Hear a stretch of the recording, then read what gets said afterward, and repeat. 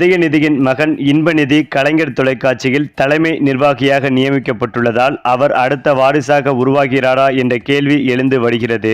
அந்த வகையில் திராவிட முன்னேற்றக் கழகம் தமிழ்நாட்டின் முக்கிய அரசியல் கட்சிகளில் ஒன்று.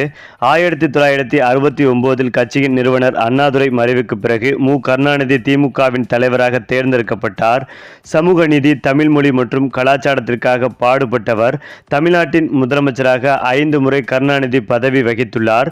மேலும் கருணாநிதி 1969 முதல் 2018 வரை திமுகவின் தலைவராக இருந்தார். தமிழக மக்களுக்காக பல்வேறு திட்டங்களை செயல்படுத்தியும் அசத்தியுள்ளார். அதே நேரம் கட்சியில் முக்கிய பொறுப்பு மற்றும் தலைமை பொறுப்புகளில் கருணாநிதி குடும்பத்தினரே இருப்பதாகவும் கூறப்படுகிறது.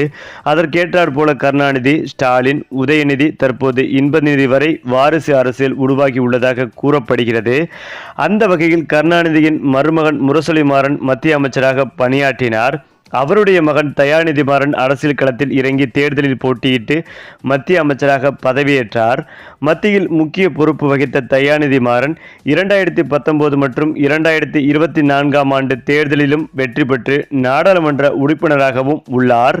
அதேபோல் கருணாநிதியின் மூத்த மகன் அழகிரி மதுரை பகுதியில் செல்வாக்கு மிக்கவராக இருந்தார். இவரும் மத்திய அமைச்சராக பொறுப்பு வகித்தார். திமுகவின் தென்மண்டல தலைவராகவும் அழகிரி திகழ்ந்தார். ஆனால் ஸ்டாலின் உடனான உட்கட்சி மோதல்கள் காரணமாக 2014 கட்சியிலிருந்து நீக்கப்பட்டார். இது கருணாநிதியின் மகன்களிடையே நடந்த வாரிசு மோதலால் உருவானதாக கூறப்பட்டது. இதேபோல கருணாநிதியின் மகள் கனிமொழி, இவரும் திமுகவின் மூத்த தலைவர்களில் ஒருவராக உள்ளார். 2007 ராஜ்யசபா உறுப்பினராக அரசியலில் நுழைந்தார். இதனையடுத்து தூத்துக்குடி நாடாளுமன்ற தொகுதியில் போட்டியிட்டு நாடாளுமன்ற உறுப்பினராகவும் உள்ளார். திமுகவின் துணை பொதுச் செயலாளராகவும் கனிமொழி உள்ளார். இந்த வாரிசு அரசியல் மத்தியில் கருணாநிதியை தனது அரசியல் வாரிசு என கூறியது ஸ்டாலினை தான். மேலும் ஸ்டாலினும் படிப்படியாக கட்சியில் தலைவர் பதவியை அடைந்துள்ளார். 1967 14 வயதில் திமுகவின் தேர்தல் பிரச்சாரத்தில் ஈடுபட்டார். 1973 திமுக இளைஞரணியை உருவாக்கி அதன் செயலாளராக பணியாற்றினார். 1984 திமுக இளைஞரணியில் மாநில அமைப்பாளராகவும் நியமிக்கப்பட்டார். அடுத்ததாக 1989 ஆண்டு சட்டமன்ற தேர்தலில் 1000 விளக்கு தொகுதியில் முதன்முறையாக போட்டியிட்டு வெற்றி பெற்றார். குறிப்பாக 1989, 1996, 2001, 2006, 2011, 2016 மற்றும் 2021 ஆகிய ஆண்டுகளில் தொகுதி சட்டமன்ற தேர்தல்களில் வெற்றி பெற்ற ஸ்டாலின் 2006 2011 காலகட்டத்தில் கருணாநிதி ஆட்சியில் உள்ளாட்சி மற்றும் நகர்ப்புற மேம்பாட்டுத்துறை அமைச்சராக பணியாற்றினார். 2009 தமிழ்நாட்டின் துணை முதலமைச்சராக நியமிக்கப்பட்டார். இதேபோல கட்சியிலும் படிப்படியாக ஸ்டாலினுக்கு முக்கிய பொறுப்புகள் வழங்கப்பட்டது என்பதும் குறிப்பிடத்தக்கது. குறிப்பாக 2008 திமுகவின் பொருளாளராக நியமிக்கப்பட்டார். 2017 ஆண்டில் கருணாநிதியின் உடல்நலக்குறைவு காரணமாக திமுகவின் செயல் தலைவராக பொறுப்பேற்றார்.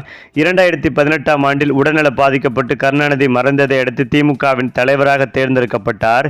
இதனையடுத்துதான் 2019 ஆண்டு நடைபெற்ற நாடாளுமன்ற தேர்தலில் திமுக கூட்டணி போட்டியிட்ட 40 தொகுதிகளில் தேனியை தவிர 39 தொகுதிகளையும் கைப்பற்றி அசத்தியது. இதனையடுத்துதான் 2021 ஆண்டு சட்டமன்ற தேர்தலில் திமுக தலைமையிலான கூட்டணி ஆட்சி அதிகாரத்திலிருந்தே அதிமுகவை வீழ்த்தி தமிழகத்தில் ஆட்சி அமைத்தார் ஸ்டாலின். இந்த சூழ்நிலையில் தனது மகன் அரசியலுக்கு வரமாட்டார் என கடந்த 2016 ஆண்டு சட்டமன்ற தேர்தலின் போது ஸ்டாலின் தெரிவித்த நிலையில் 2018 ஆண்டு அரசியல் நிகழ்வில் தலை காட்ட தொடங்கிய உதயநிதி 2019 ஆண்டு நாடாளுமன்ற தேர்தல் பிரச்சாரத்துக்காக தமிழகம் முழுவதும் சுற்றுப்பயணம் மேற்கொண்டார். இந்த தேர்தலில் கிடைத்த வெற்றியை அடுத்து திமுகவில் இளைஞரணி செயலாளர் பொறுப்பு உதயநிதிக்கு வழங்கப்பட்டது. அடுத்ததாக சேப்பாக்கம் தொகுதியில் போட்டியிட்ட உதயநிதி சட்டமன்ற உறுப்பினராகவும் பதவியேற்றார். மேலும் அடுத்ததாக இளைஞர் நலன் விளையாட்டுத்துறை அமைச்சராக பதவி வழங்கப்பட்ட ஒரு சில மாதங்களிலேயே துணை முதலமைச்சர் பொறுப்பும் உதயநிதிக்கு தேடி வந்தது. இந்த நிலையில்தான் திமுகவில் அடுத்த வாரிசாக உதயநிதியின் மகன் இன்பநிதி அரசியலில் அவ்வப்போது தலை காட்டி வருகிறார். திமுக மாநாடு உள்ளிட்ட நிகழ்வுகளில் திமுக சின்னம் பதித்த கொடியோடு கலந்து கொண்டார். அதேபோல் தனது தந்தையும் துணை முதலமைச்சருமான உதயநிதி கலந்து கொண்ட விளையாட்டு நிகழ்வுகளிலும் ஆர்வமோடு பங்கேற்றார். இந்த நிலையில் திமுகவில் ஸ்டாலின், அழகிரி, உதயநிதி ஆகியோர் கவனித்து வந்த முரசொலி பத்திரிகையை தொடர்ந்து தற்போது கலைஞர் தொலைக்காட்சியில் தலைமை நிர்வாகியாக இன்பநிதி நியமிக்கப்பட்டுள்ளார் என்பதும் குறிப்பிடத்தக்கது.